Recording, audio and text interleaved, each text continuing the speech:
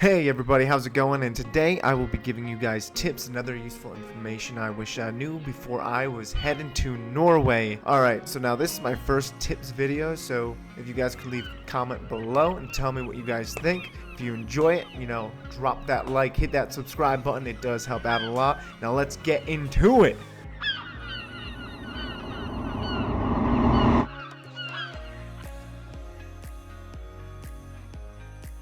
So tip number one is SIM cards. Everyone knows hopefully what a SIM card is, and if you're planning to use your own phone plan, you can just skip this tip and go on to the next one. I myself flew into Oslo Airport, which is located down north and is one of the main cities of the country. Unlike other countries, they do not sell SIM cards here. In fact, they sell them at the 7-Elevens, which is what we were told, but do not buy them there. They will give you a SIM card, give you the instructions on how to activate it. They will ask what plan you want, like a 6GB, 11GB, 12GB.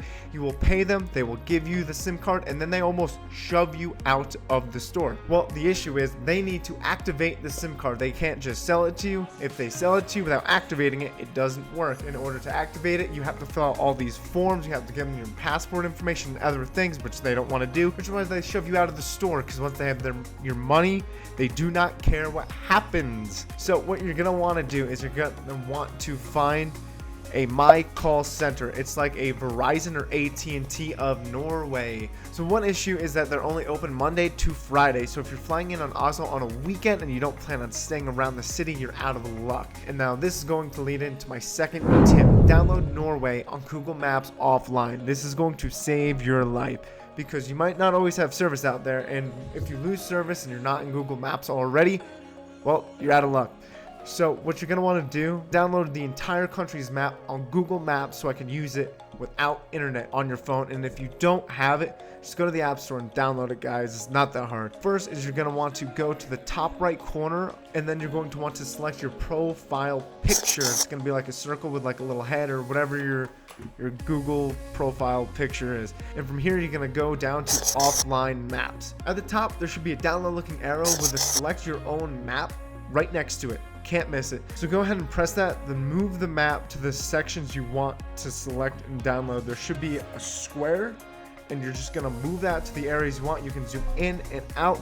I did this until I covered almost all of Norway, so I believe it was around 5 maps I had to download. Now this is gonna be a huge help, especially if you don't have a SIM card and you're not planning to use your plan, which is about $10. Now this leads me to tip number 3, food, grocery stores, where to find them.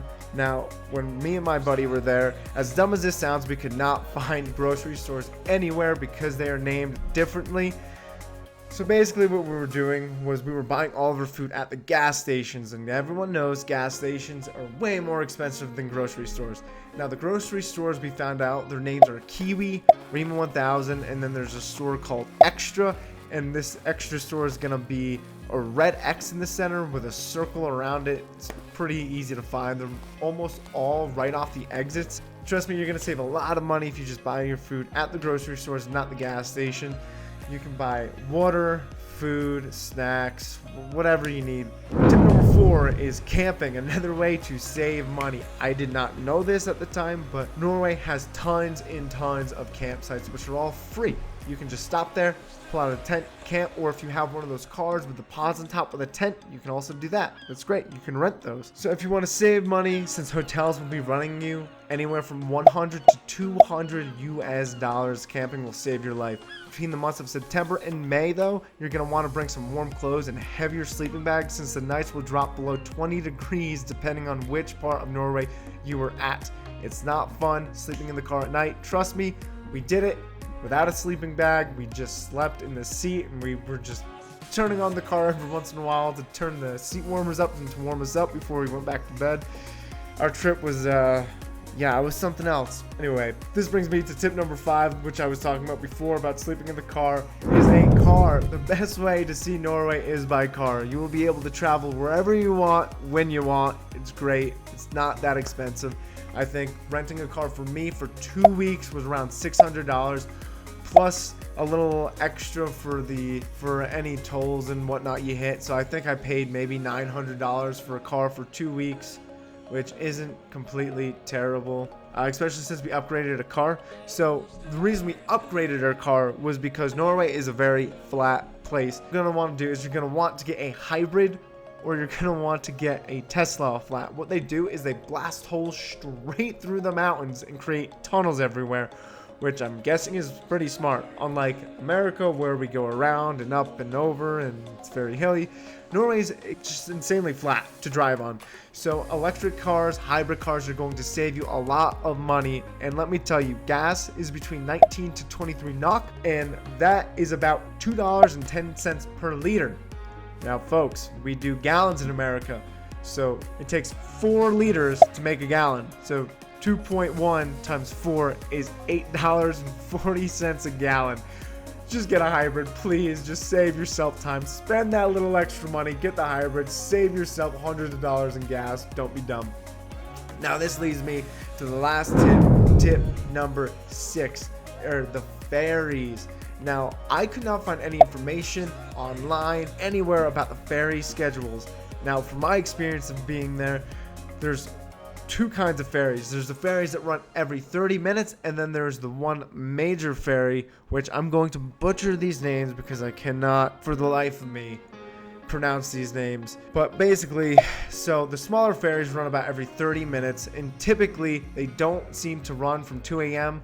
to 5 to 6 a.m. Now, we showed up around a little past 2 a.m. and we saw a ferry go, and then no ferry came until 6 a.m. and then it seemed like they were going every 30 minutes from there. So there is a little bit of a gap for the smaller route ferries, and I believe the ferries for a car, I was told, are anywhere between like $30 and $90, which is kind of pricey. I could be completely wrong, but that's what it seemed like when I was looking at my my receipts from the car company. Anyway, so yeah, so you're basically going to want to show up a little bit earlier. The earlier you show up, clearly the better chance we have of getting onto the ferry and not having to wait for the next ferry.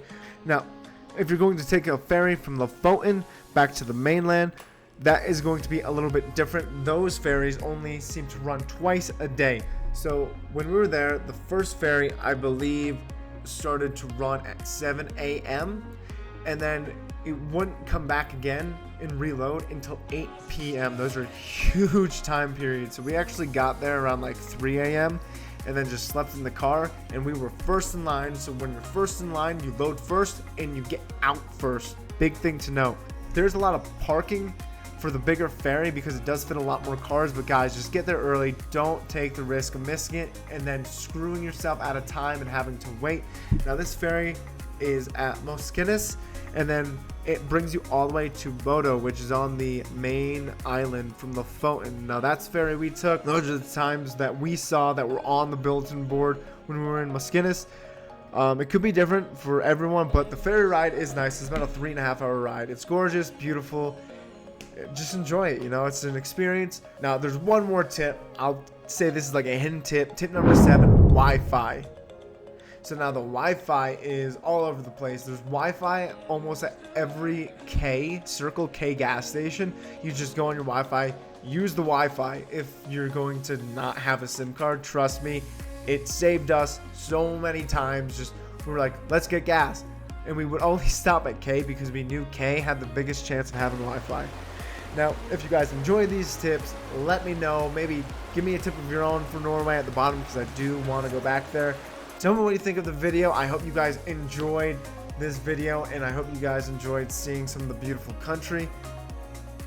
And I guess I'll see you in the next video. Thanks a lot, guys. Peace.